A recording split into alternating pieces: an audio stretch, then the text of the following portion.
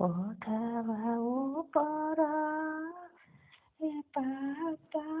मोरवा बोले हो मोरवा बोलिया सुहावन लागे हो मोरवा बोलिया सुहावन लागे हो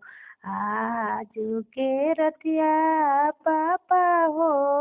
जागल रहिया हो सुंदर बेटी चुरिया हो जाइए सुंदर बेटी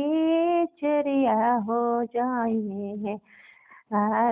दुआरा पाए बेटी चकू दरबारा खम हो याग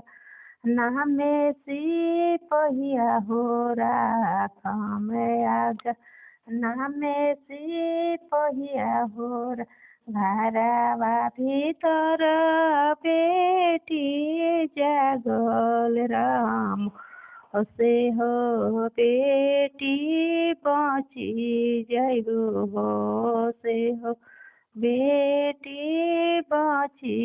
जइबू दुआर किचको दरवा पापा सोई जंगे हो याद